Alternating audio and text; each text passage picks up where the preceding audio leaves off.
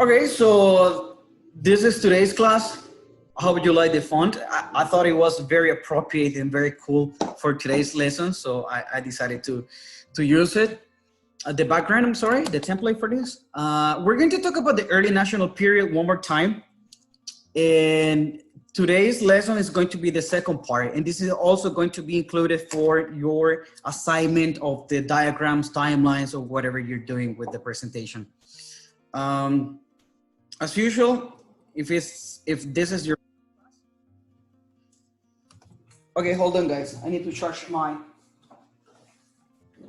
my computer because it's about to die.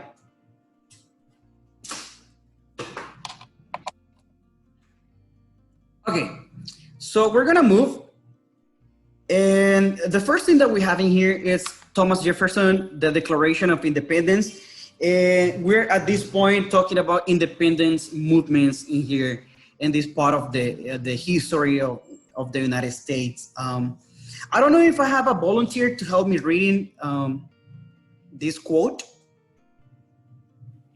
Me, Mr. Okay. Go ahead. To be self-evident. I don't know if it's just me or you have problems with your microphone. She does. All right. I don't know, but can I have another volunteer? I'm sorry, probably later you fix it. Can I have another volunteer to help me reading this, please?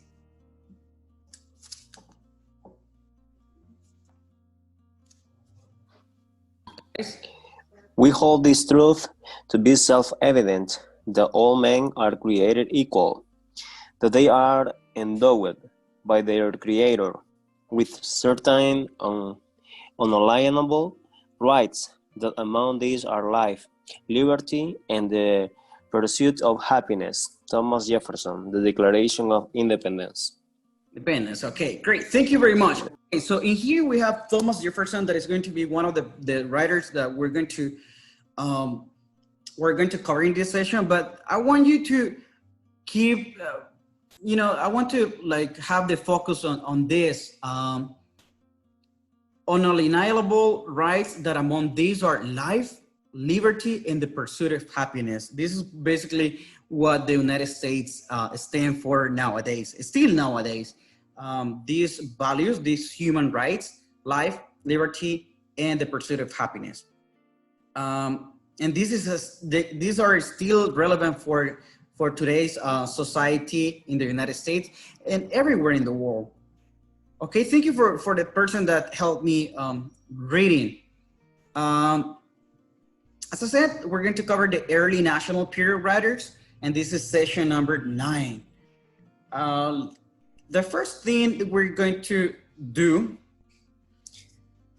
we're going to take a look at some of these important names, writers, and some of the works that they wrote, as usual, as we covered the previous writers. I'm going to invite you, I'm going to give you an invitation so you can research a little bit more, and you have to think about doing research as an unusual thing for every professional. So if you want to know a little bit more about any of the writers we're going to talk about, so you can expand on that.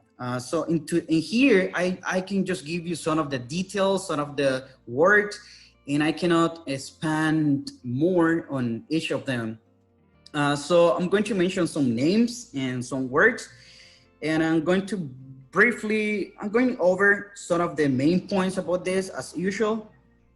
But please read the supplementary readings, materials, and everything that I basically look for you to have every aspect clear. So after that, commercial, an invitation for you to research and to complete the activities. We're going to start with this first person. We're going to talk about Cadwallader Colden. Cadwallader, that sounds like a tongue twister. That is 1688, 1776. And basically I put him in here because even though he wrote this text before the particular time of the the early national period, he was connected to the development of what is going on later. So that's why it's important to talk about this guy.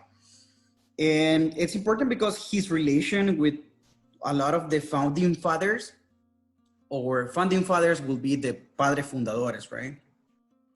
Or at least with Benjamin Franklin, that probably you're familiar with him. And this guy was a lieutenant governor of the state of New York. Like a lot of the other writers of the time, you could see how he was involved in science connected to the Enlightenment. Remember the previous session we were talking about the Enlightenment as a movement of knowledge, of logic. So in here, we're still dealing with this. We're still dealing with the Enlightenment. He was a physician and a scientist himself. He wrote on botany and science. And he had a long epistolary relation with Benjamin Franklin. Do you guys have any idea of what does epistolary means? Any idea comes to your mind? You can, have a discussion in the chat, or you can open the microphone and let me know. Any idea? Any clue? Hello. Hello. Hi, Lick. I'm not sure about this, but I think it is like in the Bible. There are some epistles. In the Bible, epistles are the same with letters. Great. Good. Excellent. So I think that is the relationship. Yeah, great. So yes, when we talk about epistolary, it basically means correspondence. It means letters. It means this written relation, because when it says epistolary relationship, it means the relationship was among letters. So I send you a letter, you reply, and blah, blah, blah. Back then, we don't have Gmail or WhatsApp, so it was letters. And the epistolary relation is a synonym for that. So yes, epistolary means correspondence. They wrote each other a letter. And Benjamin Franklin was basically impressed by his work.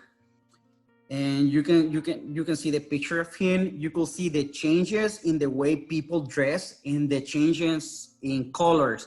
Previous pictures from a previous time, from the Puritan time, you remember everything was gray, everything was black. But now in here, we have colors, so we have some more fashionable people in here.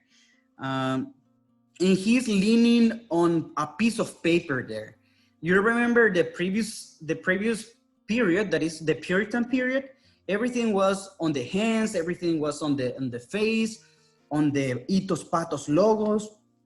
But in here, you have this picture of this person, a portrait, giving, and this is relevant, guys. The hand on the paper, it represents the movement from the belief of God to the movement of, still the belief of God, but more of a logic and based on science and based on research and everything that is about knowledge.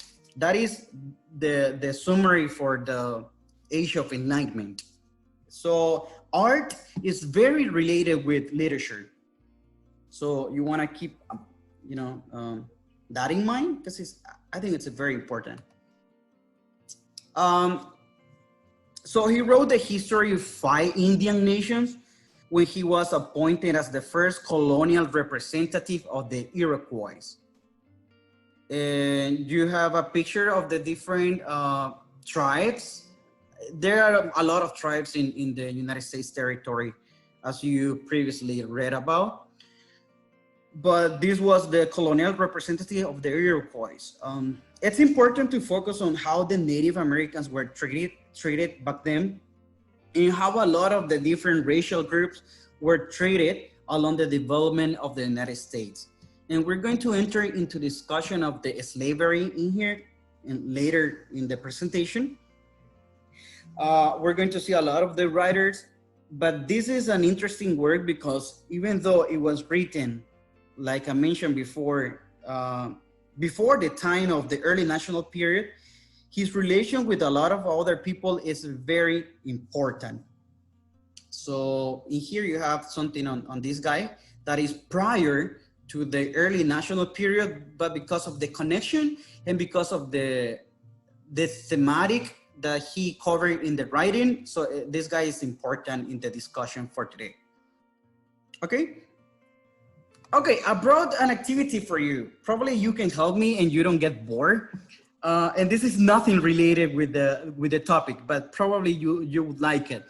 And this is an activity that is basically to follow the sequence, and you can see the sequence of animals, and probably I can have 1 or 2 volunteers to help me reading or memorizing the sequence. The sequence is frog, penguin, porcupine, cat, owl, zebra. Okay, I'm going to give you 5 seconds more, memorize it, and probably you can help me later trying to remind what is the correct sequence. All right. Do I have a volunteer? Do you remember what is the correct sequence? And this is the easy level. We're going to have different of this, but it's going to be more complicated. I want to try it. I don't know if you can hear me very well. Yeah, I can hear you. Okay, the first one was frog, penguin, porcupine, cat, owl, and zebra.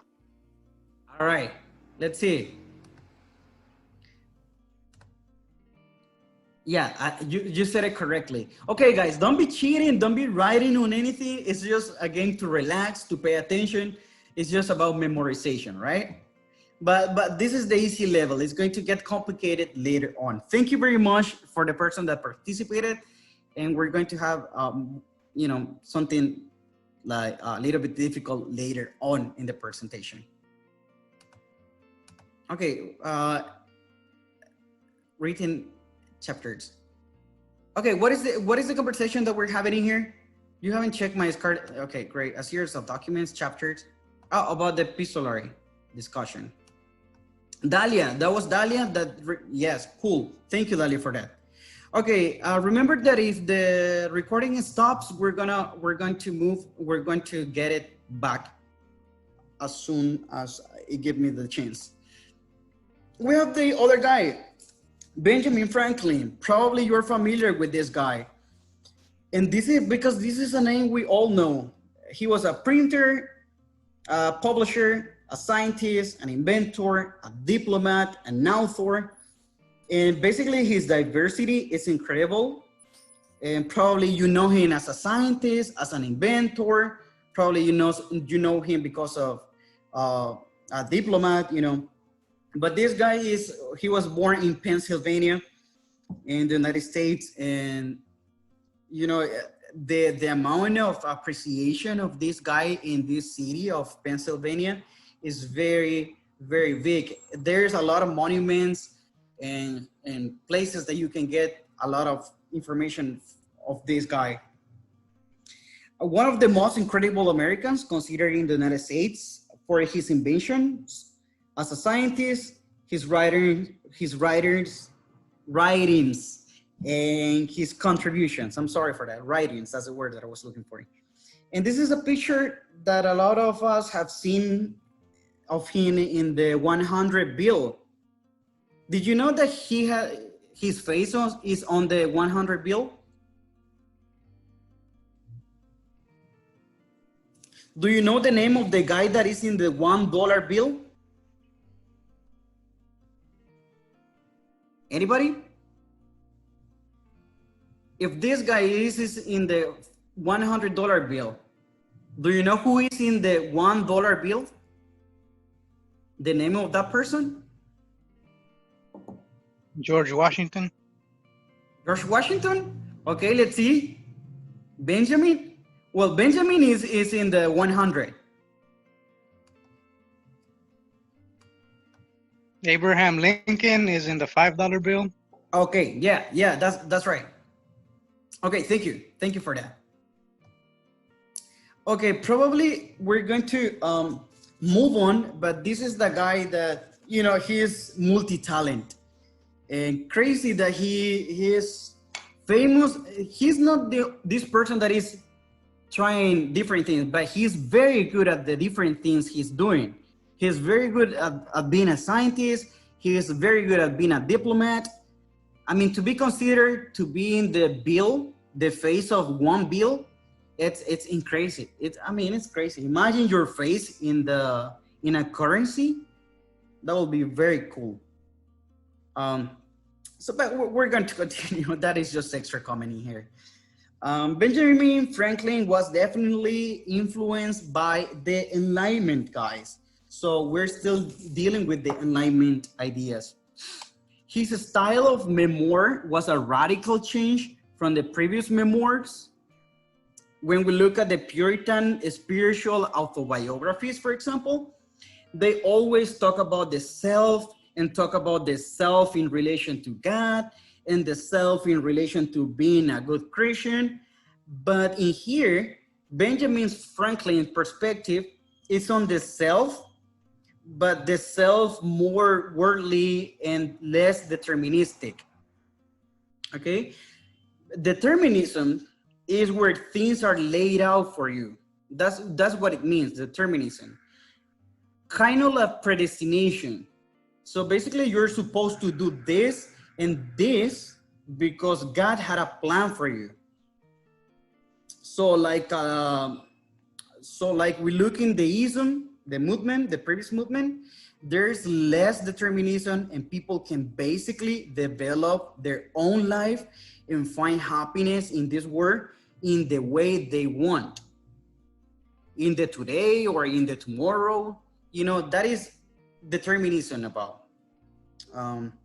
So this is connected with the Enlightenment in the idea of personal autonomy and human rational and reason more than direct words from the Bible, from the words of God. And it's more based on the self, on the person. And a lot of the scientific thought that's brought forth through the Enlightenment. So this is very important because we're not talking about in here everything related to the Bible, but it's everything related to the knowledge. So it's a huge difference. So I think I still have a couple of minutes. I don't know if you have questions, guys. So because this is a concept that I would like you to research a little bit more so you get it clear, determinism, and the connection between determinism and Enlightenment. Okay, so in regard to Benjamin Franklin's autobiography, the book that I was telling you, this book was written in a couple of different phases. His autobiography is, I'm sorry for that. His autobiography is one of the most popular ones written in America, partially because of his contributions to science and politics and the development of the United States as a nation. But also because he's just very, he was a very interesting guy. His style of writing, his epistolary relation with so many different peoples and his travels. So back then, Benjamin Franklin was the cool guy, and Benjamin Franklin was this influential guy that had connections with everybody. Think about this guy or this girl right now that he's very famous on. It was basically an influencer, this guy back then. Okay, so you want to keep that idea. So Benjamin Franklin was an influencer. He was very multi-talented, but he was very cool and everybody wanted to have correspondence or to have an epistolary relation with him. But also, we're gonna look at the difference of how this is more of work of the Enlightenment from the previous work that he had. So in this particular text, if we can move, in this particular text, the autobiography, he talks about himself as a youth, as a publisher. That's kind of the main breadwinning, because being a publisher in America back then was a big deal. One more time, this guy was an influencer. He had some troubles at the beginning, difficulties at the beginning, but then he was a very successful publisher later on. He talks about his errors of youth, and he called them his errata. And errata basically means errors of youth. The word errata means errors of youth. But he strived for moral perfection by trying all of these different virtues. And there's an extended list of this, but some of them I wanted to mention in here. So we have silence, frugality, chastity, humility, and moderation. Guys, do you know what chastity means in Spanish or in English? Do you have any idea?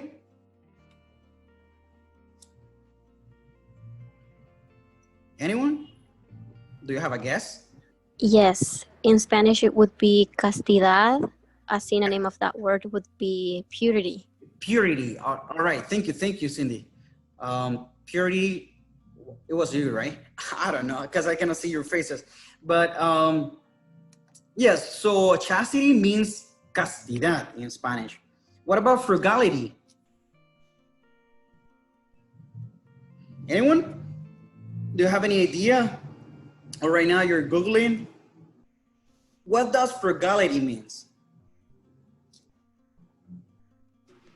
Hi, yes, it's Cindy again. That would be like being extremely careful with the resources that you have. Yes. So I'm sorry, guys. I was not recording this part. So a summary would be, we were discussing chastity will be castidad, frugality will mean austeridad or save resources. And then we're making this comparison of the Puritan time when the Puritans basically want to overcome the errors of sin, but during the Enlightenment period, it's overcoming the errors of youth, as Benjamin Franklin stated in the autobiography that he developed. So we're going to move. Basically, this guy also wrote The Weight of Wealth. And so this is an essay that he wrote back in 1758. And it's basically a collection of work that was originally published in the Poor Richard's Almanac. But the reason I'm pointing this out is because there's a lot of popular sayings today that come from it. Some of the examples that we're going to see are this. Probably you are familiar with some of them.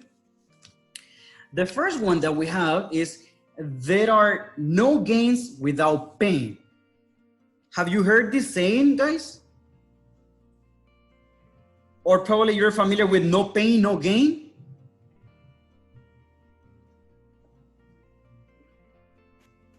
Have you heard this saying before? Yes, for those of you who like to be fitness and everything like that, you know, this is an anecdote. I tried my best last week to be, you know, getting into exercising, but it's just not for me. You know, the thing of exercising was not invented for me, guys. So, but it basically is like no pain, no gain. It's this common saying that, you know, you have to work for whatever you want. And then the other one is, one day is worth two tomorrows. That basically, it basically means, I'm sorry for that. Are you still here? Because, you know, like I have to divide myself in many things, and I apologize for that. So we're going to get back to the conversation. And so these are the different sayings that are Benjamin Franklin popularized. You know, that's what I'm telling you. Benjamin Franklin was an influence. No pain, no gain basically means, yes. All right. Thank you, Dolores, for that. And then the other one is, early to be, early to rise makes a man healthy, wealthy, and wise. Which is basically, I mean, you gotta wake up early, and you gotta, what is the saying that is common? Early bird catches the worm, or something like that? Am I correct? I'm not very good with sayings, guys. But I think there's one that is similar that basically says, early bird catches the worm or the, I don't know what. Let me know if I'm in the correct, or if I'm not, you can correct me in the chat section. Okay. So we're gonna have this other round. You know what to do, and I'm going to give you a couple of minutes to try to memorize it. Frog, penguin, porcupine, cat, owl, zebra, cow, giraffe, otter, beaver, elephant, seal. Okay, try to memorize them in the correct order. All right, can I have a volunteer?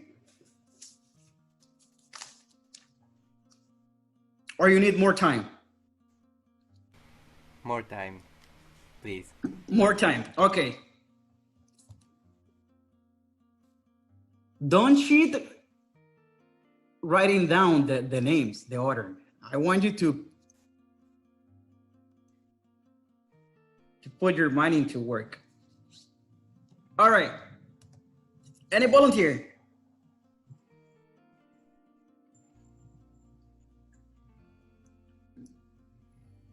Anyone?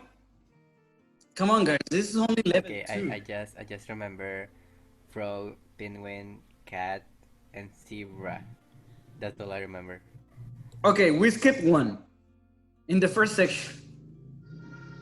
Can I have another volunteer, guys? Or in the chat, do you remember? Please, you can have the conversation in here. What is the correct order?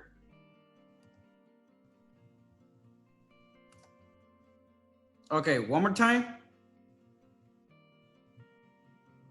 Let's see who... Porcupine. Okay, I was not going to show it to you. Okay. Come on, guys. I want you to keep awake because we need to cover many things in here.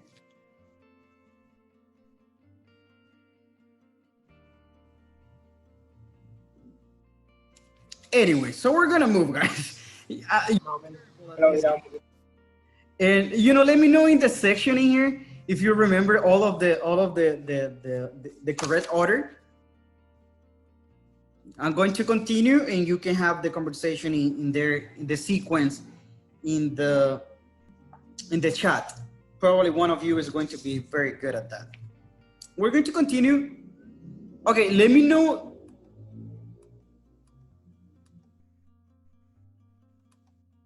Okay, we're trying over there. Probably we can complement it. We're going to continue with Elizabeth Ashbridge. We're gonna put it in here because it's important to recognize the contribution of all type of writers, of all type of genres, of all type of backgrounds, all types of way of writing. That's why it's important to have a woman in here, and this woman in particular. And we're not going to talk only about the founding fathers, Benjamin Franklin, Thomas Jefferson, but we have this girl in here, Elizabeth Ashbridge. And we need to include poets and writers of the memoirs and the essays and all the type of writings that we have. She was a Quaker woman with an independent spirit.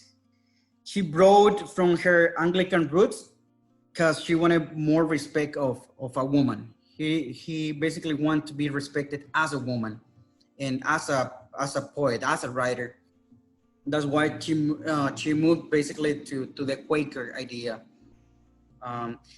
Guys, can you help me? Where have you seen the word Quaker? Or probably in Spanish will be Quaker. Avena. Avena, right? Okay, thank you, Melissa. Where later you can compare it. In La Avena, Quaker, right? And you remember the guy? It looks like a lot of the guys in the Quaker period. So we have a woman that is a Quaker in here. And so she wanted to go to America, and she was indentured servant. You know what is an indentured servant? Anyone? The word indentured, what does it mean? You can help me in the chat section, but I'm going to share with you anyway.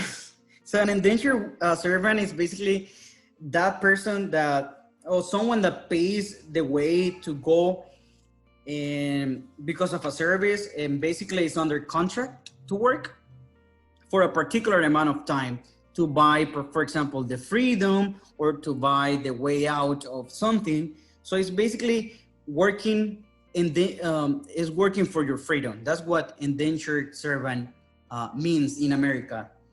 And it was very difficult for a lot of people to go through it. She has some difficulties, as many people during this time, but she became a Quaker minister in 1738. Then she returned to Europe, and I think it was to Ireland. I read that it was to Ireland, and eventually she died quite young. So that's some details that we have about her. But her spiritual autobiography, it was entitled "Some Account of a Forepart of the Life of Elizabeth Ashridge." It follows a typical format of this genre, as we discussed previously. I think I mentioned it before. You know, the scenes in youth, the awakening, the cycle of faith, and the final conversion and salvation. This is basically the pattern that we follow in the discussion here. So we got this developing. We have some Quaker ideas. Probably it's a good idea for you to expand on the definition of Quaker, which are moving along simultaneously with the Enlightenment. And a lot of the ideas that are moving away from religion, but we have to keep in mind that all of these are different types of contributions to American letters. And this is a Quaker, it's still religious in a different way, but it still contributed to what America stands for right now. Okay, do you have any questions, guys? Okay, let's move on. So in here we have a quote. I don't know if I have a volunteer to help me reading this.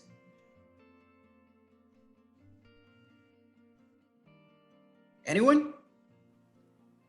I can do it if you want. Great, thank you.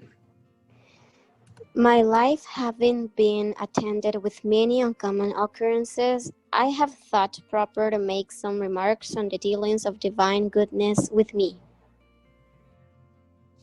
So thank you. So basically this follows a lot of the pattern we've seen before and that we have discussed. It's very important to see her as, not to call it a feminist. What is the definition of a feminist nowadays?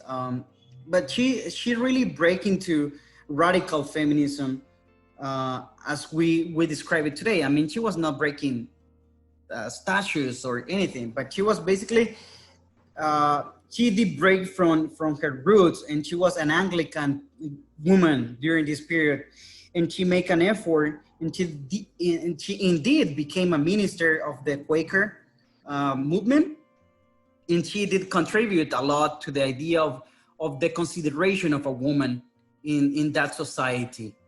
So that's why I think that's a much better contribution when you have a discussion of feminism and you see this person that basically are breaking many stereotypes or problems and difficulties, you know, through the word, through the discussion, and through the example, because this girl basically was overcoming many obstacles because of religion, because of society, because of the definition what a woman should be. And she said, okay, I'm done with that. I'm not gonna take it. I'm going to leave my Anglican belief, and I'm going to move. I'm a Quaker, and I'm going to become a Quaker, and I'm going to write about my life. And everybody needs to know about this. And that's the definition of what feminism was all about during this period of time. If you have a comment on feminism during this period, you can help me out. She had a strong faith in, she has a lot of contribution to letters or correspondence. Okay, let's continue. Let's move on to the next one. John Woolman. He wrote the Journal of John Woolman. I'm sorry for this. I'm going to fix it later so you have it clear. And this is his legacy. And you have a picture of him in here. he was an interesting guy because he lived as a Quaker. So another Quaker, as the previous one, as Benjamin Franklin, as Elizabeth, and now we have John, another Quaker. But it was, as a Quaker, basically, he rejected the idea of slavery, and he promoted peace and simplicity. And what's interesting about him, that basically the clothing that he wore, the stuff that he used, everything that he used, he made sure that it wasn't a product of slave labor. So the message in here is that he was making his life consistent with the idea he believed. For example, and you have a lot of companies nowadays, guys. Think about many companies that say, oh, we are pro rights about, you know, equal payment. But then you have someone that, you know, has a, you know, like something in China, not paying fair or equality payments or equal opportunities. So this guy, the message of him is, okay, I'm going to write as a Quaker about I'm not in favor of slavery. And in here, I'm going to show you, I'm not in favor of slavery, so I'm not going to use any clothing that it's important, clothing in this period of time. I'm not going to wear any clothing that it was a product of slavery or unfair treatment. Interesting to put into practice. I mean, if you believe in something, you know, like believe in yourself, believe the idea, but also act it out, you know, the way you believe. We will also see here some of the first anti-slavery ideas coming into life. And especially with this guy, you're going to have in the Journal of John Woolman, a lot of ideas of anti-slavery. Let me know if you have any questions. It has a liking to a spiritual autobiography, but it's different in many ways because he was a Quaker. He rejected slavery. He lived under testimony. That's what I wanted to explain you. Living under testimony of peace and simplicity. And most notably, refused to the use of products redundant in here, produced from slave labor. I don't know, guys, if you have any question.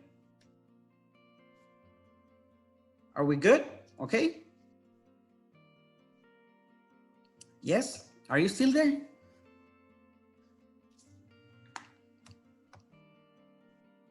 Yes. All good. All good. Remember that you're going to have the presentation in case as a part it's not clear. So we have level 3, and this is a little bit more challenging. No question. Thank you. Okay. So, I mean, Melissa covered many of the animals in the previous session. So, in the previous level. So this is the 3rd level. I'm going to give you a couple of minutes and let's see how good your memory is or following sequences. So yes. Okay, 5, 4, 3, 2, 1. Okay, let me know in the chat section. So you have some time right now. Try to remember as many as possible. Probably you can get extra points. I don't know, I'm considering this if you get the most correct sequence. And we got this guy, we got to talk about this guy. He wrote a short narrative of my life. Actually, this guy is part of the extra credits. For those of you who are interested, the extra credit, the American Plus, is still available. And there's a reading about him and there's a reflection that you could make. He wrote the short narrative of my life in 1768, but this narrative wasn't discovered until the 1982 in a library in the Dartmouth College. And here's a picture of him. Once again, you can see how this is so different from the previous pictures that we have during the Puritan time. These people, you've seen some pictures pointing at letters, pointing at writing, and there's still some similarities in the way they dress and stuff, but it's just the age of enlightenment here. It's more about the ideas, it's more about the knowledge, and the focus on the writing and focus on changing through writing. Okay, so I'm going to write a piece of text because I want to change or I want to make a criticism of the society. Okay, let's move on. So he was a Mohegan Native American. He converted to Christianity, and he was a minister among the various tribes. You can see the house in here. So I got a picture, Samson Occom's house at Mohegan. This is actually, this is a really nice house. I mean, it looks cute at this point. This is interesting to see the different types of backgrounds that Native Americans are basically adapting Christianity. And we obviously seen different types of writing in that sense. Some of the colonies will support a lot of the Native Americans. Not all of the colonies were against Native Americans. So some of them would support the natives. Because it's important to see some of on the fact that there's no a lot of integration happening in here. There's a lot of rebellion happening. In this one are basically the different strands there. So we can see how he was converted to Christianity and he was a minister later on and he went back to the tribes. In this, and you can see the document, it's a 10-page document. You can see the document in the American Plus section. He explains some of the difficulties that he had and explained in here, but I can assure them that I have endeavored to teach them as well as I know how, but I must say, I believe in this because I'm a poor Indian. So he's talking about the difficulties he had as a poor Indian converting to Christianity and being a native, I mean, in a colonial period. And then he's saying, I can help that God has made me so. I did not make myself so. I did not make myself Native American. I did not make myself poor. I was born like this. And this is the idea of predestination that we were talking later on. And in the chat, we have some, great. It's about the previous activity. Okay, so before we move to the next one, it's this guy, Samson, it's a writer that's recognized just in the past 20 or 30 years that this document appeared. But it's important to see how a person reflects on their existence and their contribution to the role of being their calling in life, the role of being, you know. And he was a minister, and basically he reflects on that idea. Imagine writing a piece of literary work right now in today's, in the present, and this piece of writing doesn't get discovered till 200 years later because of a random person.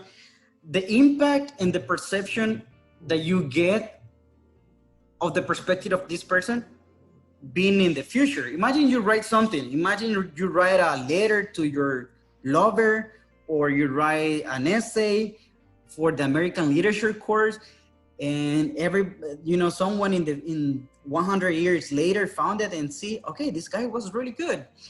He had some very good ideas in the American literature course. Imagine that. So you should write your essays, guys.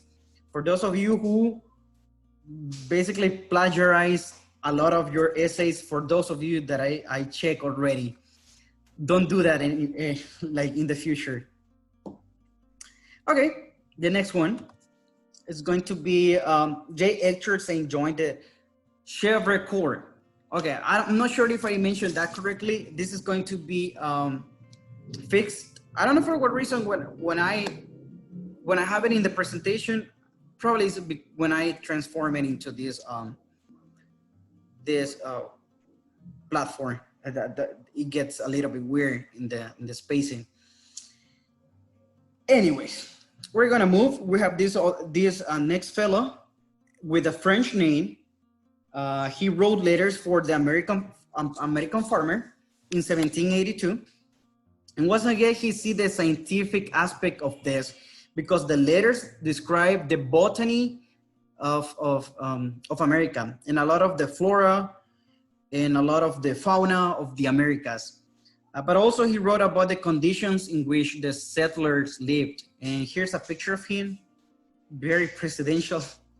Moving into this phase here of slavery, and he denounces slavery. And you can see a lot of his connection here with the African and his connection with the Native Americans and how he basically intervened in this sense, and he observed and made observations about America. So you have, with these guys, you have a French name, but it's American guy that basically writes letters. And you're gonna get a lot of letters in here in this period, but letters about different things, letters about botany, about flora, about fauna, about landscape, about the conditions of slavery, about the living conditions of the settlers. So we're not talking about God anymore in here, but we're talking about more nature, and we're talking about more science and knowledge. So that's very important that you have it clear. He wrote about the Revolutionary War and how he felt things were beyond his control and how he wanted to run away and live with the Native Americans during the war, while the war passed, basically. Another contributor to American letters, and this is basically a period of letters. Always interesting to see the perspective of people from inside, people from outside. Yeah, so I correct myself. This is a French guy. So, and that's why it's important to have the perception of people from inside, Benjamin Franklin, for instance, people from outside, that is a French guy, in the perspective of different groups, slaves, Native Americans, Quaker, still Puritans, you know, because that is what the United States is all about, a melting pot. And you in this period of time, you have a lot of different cultures, people coming from different parts of the world.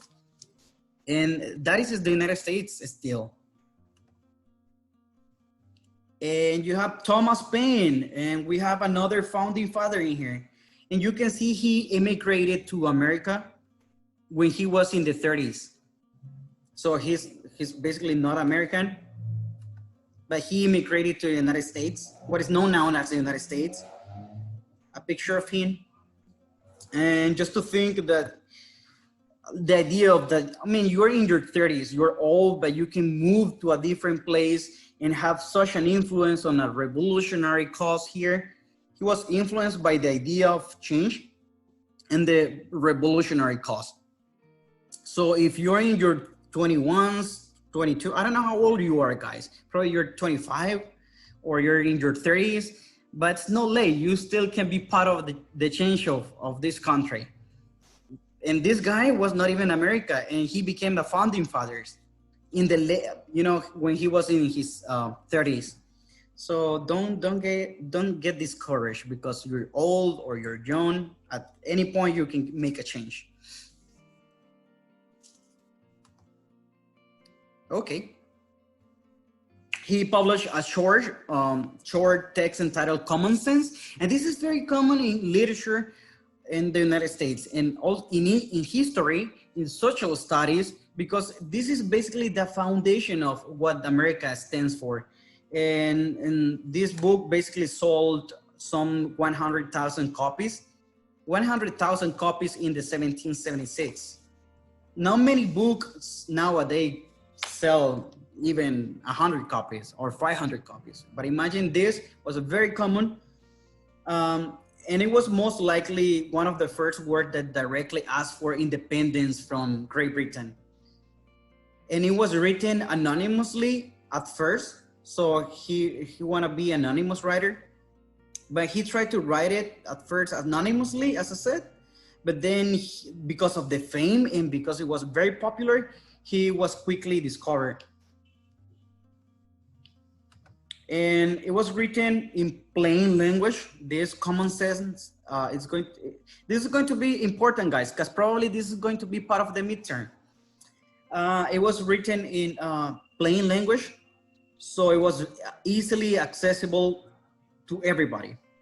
And we've seen a couple of texts have been written in plain language, because it's not a matter of trying to be as intellectual as you can. You have to think about, when you write, who are the people, who is your audience, and can you convince the audience about your ideas? And these people wanted to convince the rest of them about the ideas of independence. Obviously, that seems to be the way with a lot of the writers in the world. But when you write with an accessible language, plain language, when I talk about plain language, it means accessible to the public. It's written for other people, basically. Because as we saw in the previous work, Plymouth Plantation, I mentioned that it was written in a plain language because when that was written with accessible language, also a synonym can be simple language, it was written for the people so they will come to the new world. He's not trying to impress to the colleagues, saying, okay, this is he's not trying to get the kind of feedback like, okay, this is very nice and impressive text, but he's writing for the people, and he wanted to get these ideas spread out the colonies, the ideas of revolutionary change and the ideas of independence. So yes, also he wrote a section entitled of Monarchy and Hereditary Succession, and he wrote here some ideas about the monarchy. Remember, the monarchy will be obviously the British Empire in this period of time. He's looking for ideas of independence in here. Monarchy is ranked in scripture as one of the sins of the Jews, for which a curse in reverse is denounced against them. The history of that transaction is worth attending to. So yeah, like I said, he's denouncing a lot of the ills and a lot of the problems of the throne here. He's looking for independence, and it was 1776, which is a very controversial year in history. The year that this document was published. Let's move on.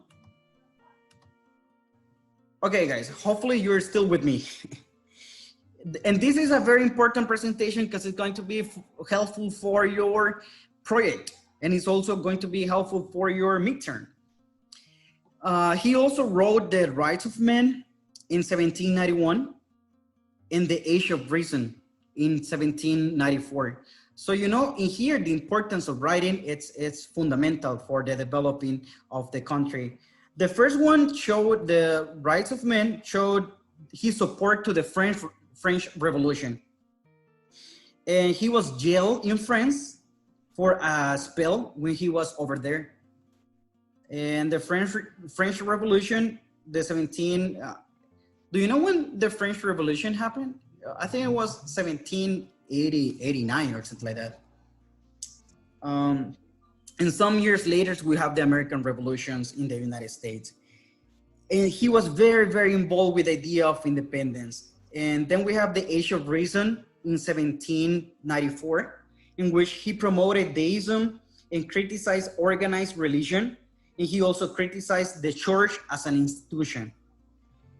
He talked about the idea of deism, which is mentioned with Abraham Lincoln.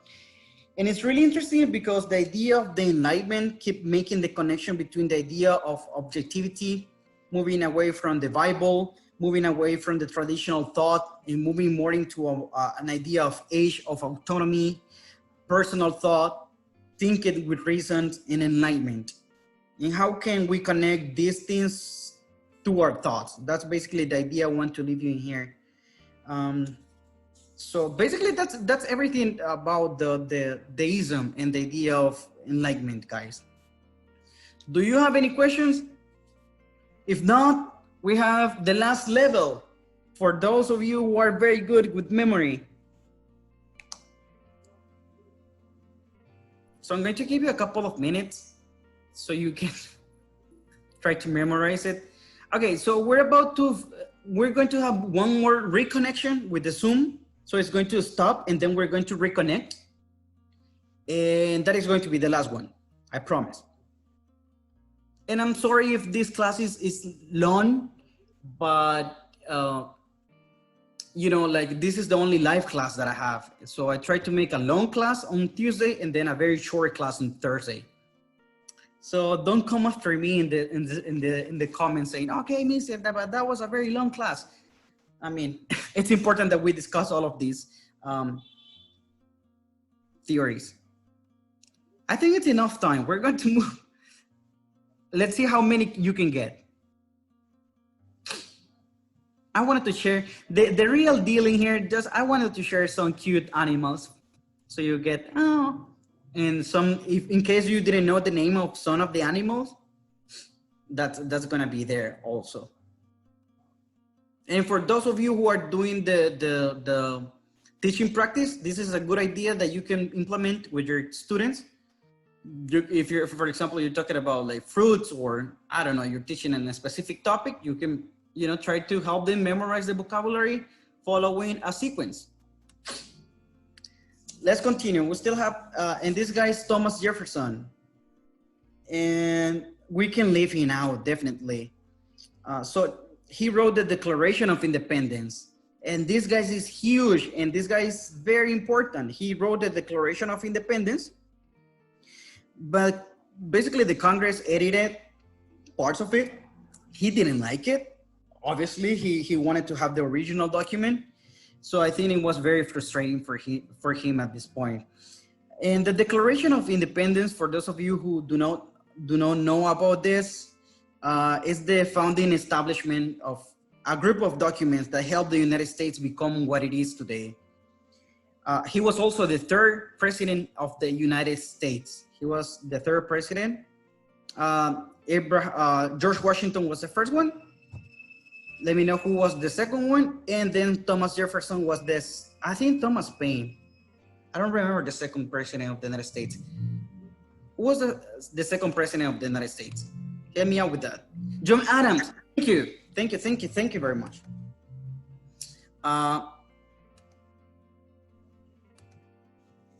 Great. So we're gonna wait because I think it's going to stop. Okay, we're back. So he founded the University of Virginia, and his personal library was the foundation of the Library of Congress. And that's very important because this is a very intellectual guy. And it's important to know, like, you have someone that is passionate about the patriotic beliefs of liberty, equality, and the pursuit of happiness. Okay, we were going to watch the video, but because of time, this is a satirical video. If you want to learn a little bit more of the Declaration of Independence, because of time, we're not going to. So while once you get the presentation, I totally recommend it. Is the song Too Late? No, it's Too Late to Apologize or Apologize by I don't remember the name of the band. One Republic. But this is a satirical version. Okay, so the homework, you gotta conduct an individual research into the historical events that led to the colonies' complaints and dissatisfaction with the British rule. So specifically, what were some of the specific complaints? So you gotta go research on internet. You go and you're going to show the results of your research, and you are going to add your own conclusion in a PDF document, okay? If you have any questions, you guys let me know. But basically that is the homework. In a PDF, it can be 1 page long. Oh, because of this, because of this, because of this, these are some of the complaints, and then you let me know, and then you share it and upload it for me to grade it. And the correct question is going to be available later. So that's everything, guys. I apologize for the inconvenience. It's going to be 1 page only. Yes, like you list, depending on your research. I mean, the wider it is, but it has to be 1 page long, only 1 page. So please, and that's going to be your research. And I don't know if you have, okay, thanks. And remember that you have 1 week for that, but the sooner the better, I think. Thank you very much, guys. One more time, I apologize for the inconvenience. The class is going to be all together. We're not going to have these interruptions. But thank you very much for being here and have a nice day. I hope to see you on Thursday. If you have, it's going to be next week. It's going to be next week. Thank you, Karen. Thank you, because I was about to cry. I didn't know what to do. Honestly, I didn't know what to do. I basically freaked out with my session.